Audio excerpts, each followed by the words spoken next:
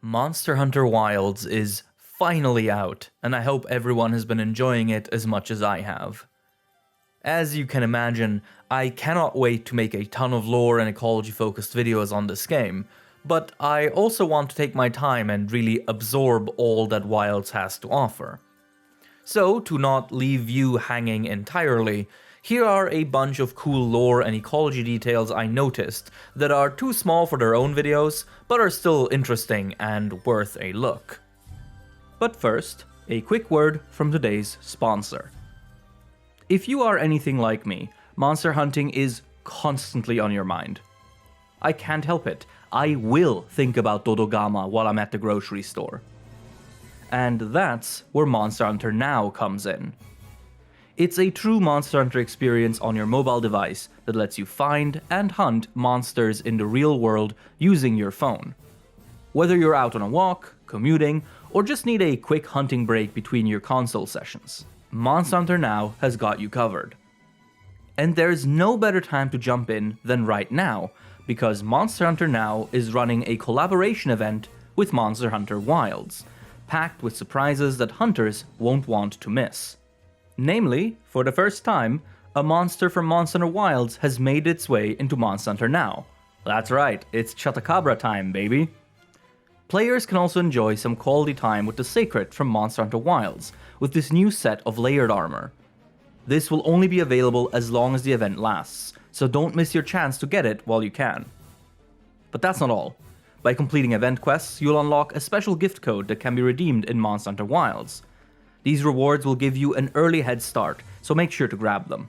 So, if you have not already, now is the perfect time to download Monster Hunter Now. It's free to play, and very much worth it for the excitement of hunting monsters out in the real world. Click the link in the description, jump into the event before it's gone, and I'll see you out there. Happy hunting, and now let's get back to the video. For starters, you may have noticed in the beta that when you gather bugs, you don't actually collect and stash the entire bug anymore. Instead, your character gathers various types of dusts or fluids from them into a receptacle before letting the bugs go free again.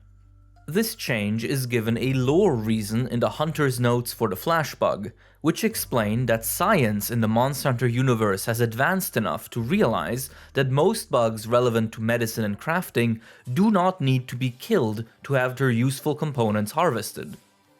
It specifically mentions that flash bugs used to be thought to flash only upon death, but that this theory was rejected once the body part of the bug that produces the flash was isolated. This is a small but significant statement, as it's one of many indications that Wilds represents a distinct leap forward in the timeline.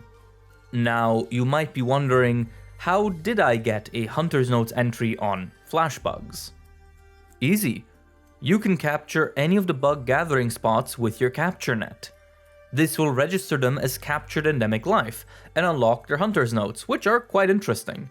Big day for bug enthusiasts. The Hunter's Notes are in general quite useful this time around, and I recommend reading them whenever you feel like it. For example, they mention a new feature related to Vespoids. As these classic flying pests have always kind of felt analogous to mosquitoes, they now also share their attraction to light. Gameplay-wise, you can hypnotize and stun Vespoids now by just shooting a dollop of bright moss somewhere near them. They will be entirely transfixed on it and will stop bothering you. You can even weaponize this. If you pepper a large monster with bright moss, nearby Vespoids will attack and distract it for you. Speaking of bugs, Vigor Wasps are some of the most useful ones in the game, healing you if you pop the bubbles of health juices they carry with them. Now, I am sure you've either heard or already seen that during the Season of Plenty, Vigor Wasps are more common, and giant Vigor Wasps begin to appear. But here's something cool. Sometimes, when you pop a Vigor Wasp, it doesn't just despawn. In these cases, the wasps will zip around manically for a bit before seeking out the nearest Vigor Lily, where it will restock its health bubble. Not only does this respawn the healing opportunity really quickly, it's also just such a cool detail. The endemic life in general is absolutely top-notch this time around. There are too many cool interactions to list them all, but here's a favorite of mine. In the Scarlet Forest, you can find a creature called the Mimifita. The more biologically inclined of you might notice that this name kind of sounds like plant mimic, because that's exactly what it is. The Mimifita will camouflage itself as plant life to avoid predators and secure food. Now, according to the hunter's notes, this creature has two forms. A plenty form, where it resembles a flower, and a fallow form, where it mimics mushrooms. But while I was able to find the plenty form quite easily, I could not spot the fallow version no matter how hard I scoured the forest. Really speaks to how good its camouflage is, eh? So, fellow researchers, if you happen to find a fallow form Mimifita, let me know, and others down in the comments. But it's not just endemic life that gets cool stuff like this. The large monsters are of course the stars of the show, and they got the ecology to match. As one example, let's look at my smelly king, the Congalala. There are many reasons to be happy that this rotund goat has returned, but one really cool addition to him is its new truffle mechanic. As you might know, Congalala can eat various mushrooms to give itself various breath abilities, like paralysis or poison. But in wilds, it can sometimes dig up a black truffle, which will give it all breath abilities at once when eaten. However, when you notice Congalala digging for that truffle, it has a very distinct animation, you can interrupt it and stop it from getting this buff. The real cool thing about this is that you can then collect this special item, called Truffle de Conga, for yourself and use it as a cooking ingredient. This is in fact one of only 2 ways I know of getting this item. Beyond monster-specific mechanics, there are also some broader systems that I really adore here. Monsters do not simply despawn when slain. Instead, their bodies begin to gradually decay. They darken and expulse black body fluids, eventually attracting palbugs. These unique endemic critters are decomposers which feed on the rotting carcass. This goes on for some time, before the body eventually vanishes entirely. In some cases, the corpse might turn into a bone pile for you to gather from, and they can even yield a unique gathering material occasionally. For my part though, the corpse I was recording attracted a chematries to my position, so I had to skedaddle. So, let's say that this chematries now carts me, and I get booted back to one of my pop-up camps. If I were patient enough, I could choose to stalk the feline that rescued me after I'm back on my feet, which reveals that cart felines make an entire trip back to base camp, braving the wilderness in solitude. If you follow them, you will see them make that trip. It is really cool. Now that we are back in semi-civilization, let's talk about some of the dialogue in the game. If you pay attention, you will notice that the natives of the Eastlands have different names for local monsters compared to the guild. They call Chatacabras giant toads, and Balaharas sand leviathans, for example.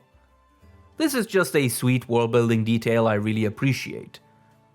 There also seem to be cases where the guild adopts the native names of monsters, such as Doshaguma, which seems to be an originally Kunafan name, as it is said the first time by Isai. Speaking of dialogue, here is a really juicy one. When you first venture into the Scarlet Forest, you get to see it in its fallow state, when the water is a deep red. While pondering what might cause this coloration, our resident biologist Eric says this. Decaying plant matter could cause a color change, although that wouldn't explain a red this bright. If I were really reaching, I could cite reports of monsters that caused the sea to appear red. Look, I don't think this means anything, but it's the first reference to Dire Miralis in like 10 years. I'll take what I can get. And lastly, this isn't really a cool detail as much as it is a piece of advice. When ordering a pop-up camp, make sure not to stand exactly where the camp will be built.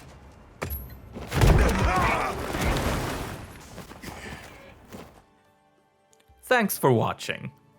As always, a big thank you to all of our patrons and YouTube channel members.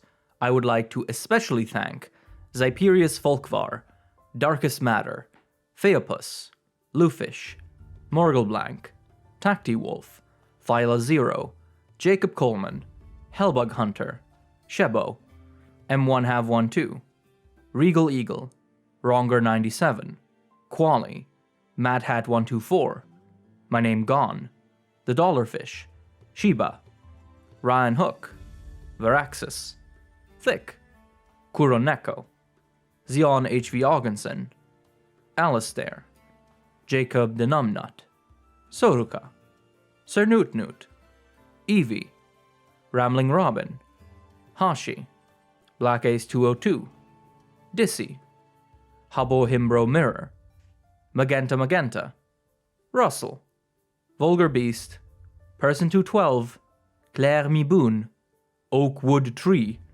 Mr. Pyramid, Makot02, Geo, Nils Schlatter, Iron Camel, and Nah.